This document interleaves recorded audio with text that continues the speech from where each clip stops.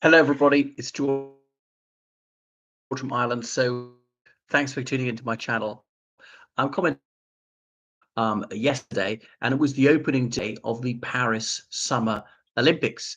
First time France has hosted the Summer Olympics for a century, that they have hosted the Winter Olympics in the interim, such as Albertville. So, there's on four arterial routes of the TGV, Train de Grande Vitesse, the train of great speed. So, obviously, France's high-speed network, and it was attacks on lines to the north, south, northeast, and south east of Paris.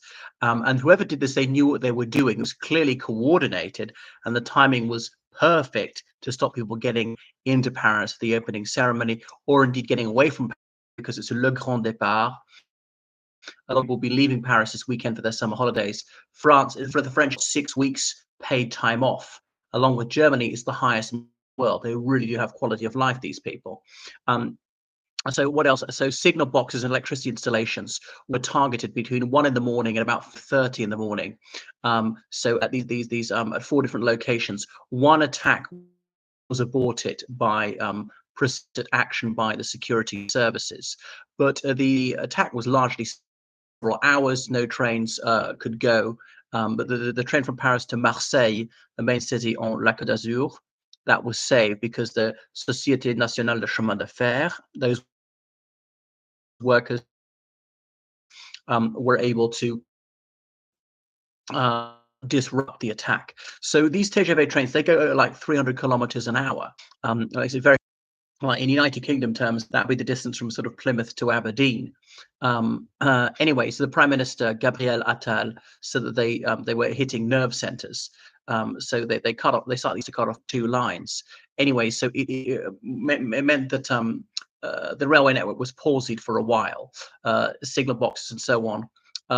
So they knew to get fiber optic cables. These people appear to be highly trained without suffering any damage to themselves. Also, risky operation. You can even accidentally kill yourself doing this kind of thing.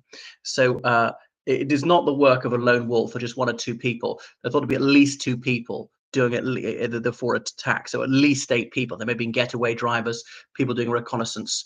Now, so who's doing it? Obviously, it's Russia. There's been a huge Russian internet campaign of disinformation to wreck the Paris Olympics. You can see why they're hacked off, because the Russian and Belarusian teams are not allowed to compete under their national flag, have to be just a sort of a neutral athlete, carry the Olympic flag, no national anthems, even if they win the even if they win whatever, a gold medal. And some sports like athletics are not allowed to compete at all. That goes back by doping. For several years, a proven history of horrific doping. Now, many countries have had people who have been doped. You know, athletes from Great Britain have taken these performance-enhancing drugs. An Irish athlete, Michelle de Bruin, she cheated in a similar way, or wouldn't submit to urine tests. Okay, so I'm not saying that any nationality is completely innocent, but one is guiltier than any other, and that's Russia. Russia having something like, is it 2% of the world's population, something like 40% of those doping. And the other ones, if they're not Russia, they're former Soviet countries. Obviously goes back into the Soviet era, and the head of the Russian Anti-Doping Commission, he defected to the United States and gave chapter and verse about how Russian internal intelligence orchestrated the whole thing.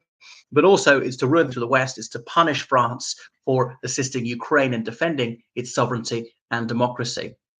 So that they're obviously hacked off about this one. They hosted the Children of Asia Games recently, Russia, trying to be a bit of a spoiler for the Olympics. So a Russian man was arrested on suspicion of trying to ruin the Olympics. I mean, not presuming his guilt and so on, but Russians often hired other people to make it a bit deniable, like Moldovans, to leave empty coffins at the Tomb of the Unknown Soldier in Paris to warn the French when President Macron was talking about deploying troops to France, which France actually hasn't done. I don't think that's had the dissuasive effect, and so on. So we know Russia's done this kind of thing before. Obviously, it's a minor miracle that nobody was killed. One of the trains could have still gone and signals disrupted and whatever and crashed or something like that.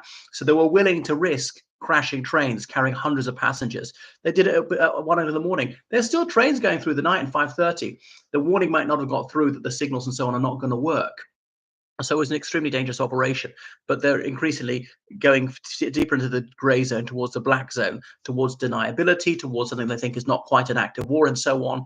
We know they've carried out terrorist actions in NATO countries before, the murder of British citizens in the United Kingdom, like Alexander Litvinenko, like that woman who was murdered when trying to poison Sergei Skripal and his daughter in Salisbury back in 2018. Other incidents, a warehouse in the Czech Republic which blew up and it killed a night watchman and so forth.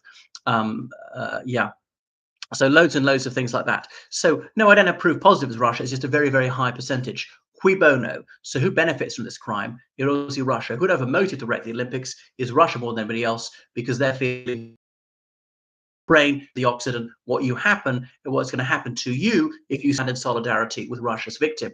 Yeah, and so also it ties in with the information campaign about the Paris Olympics, as we trace back to Russia. All these bots lying to people. So anyway, clearly there was malice aforethought to this, and it would be people seem to be well trained, maybe FSB officers, more likely FSB agents, and so on. But they've largely sorted it out now, the French. I think Paris, the Russians and Belarusians weren't even allowed in the Parade of Nations, and so it goes on. And because who we might say, was it ISIS? Well, it was the Islamic State in Iraq and al-Shams. They always claim responsibility, because they say, we did it. We want you to know that we did it, because this is how we can hurt you. You give us what we want, we're going to carry on hurting you. Was Russia always denies? I can't remember which writer says, never believe something till it's been officially denied. Russia, which denied that its massive military buildup was any threat to Ukraine in 2022, which denied that it was going to invade Ukraine, which denied that it had invaded Ukraine, which denied that there is a war in Ukraine, which denied that there's a conflict in Ukraine, and so forth, which denied that it committed the Bucha massacre, denied having shot down Air Malaysia flight, MH17 and so forth, lie after lie after lie, which denied they were going to send a single conscript to Ukraine, which denied they were going to claim a single millimeter of Ukrainian territory, lie after lie after lie after lie. The most barefaced lies, the most blatant lies, most shameless lies. So you would have to be staggeringly stupid to trust a single word uttered by the liar in chief, Putin, and his little minions like Dmitry Peskov. So, wow. So very likely it is Russia doing this. And they think, well, they've caused some disruption, they've hurt the French, and they think that Western countries aren't going to hit back. And obviously Western countries should, I mean, not by blowing things up, but like cyber attacks to ruin their computer networks, so their transport system can't work, so their stock market can't work, and so on. And I spoke to a journalist, a well-placed journalist who's got connections to the Foreign Office and so on. So I asked him, why do they not do this? And my source said, well, that's because apparently there's not such a surface to attack in Russia. It doesn't have as many vulnerabilities as Western countries. Imagine the Russians riposted by taking out the New York Stock Exchange or the London Stock Exchange or something like that. That would play havoc with those financial markets. And if you took out the Moscow Stock Exchange, that wouldn't hurt their economy commensurately, and so forth. So highly probably it is Russia. What's the correct response? One thing is you could expel all Russian diplomats. France being a European Union country, most of the EU and Solidarity do something similar. But clearly NATO and EU countries a long time ago took the decision they're not going to break off diplomatic relations, nor are they going to expel all the diplomats and have their embassies closed, even if in theory there are diplomatic relations. The benefits of having these channels of communication face-to-face, or even, frankly, opportunities to spy, make it worthwhile to maintain diplomatic relations even at a lower level. But even further sanctions, obviously by sanctioning them, you sanction yourself, and just prove that obviously Russia takes these escalatory steps and Western countries have just been too timid. There should be absolute sanctions, unless it's something that's really going to benefit West countries. Just cut off everything. I might allow medicine or medical equipment to be sold, but really nothing else. Don't buy their vodka, buy any Ukrainian equivalent. Don't buy their foodstuffs. I mean, the European Union has got a huge surplus of food. Don't buy any energy at all if we can afford it, and so forth. Got to really hurt them financially. I might have to say to Serbia and Turkey, you can't have flights there, otherwise we'll cut off flights to you. What do you think? Who do you think is behind it? Thank you very much. Goodbye.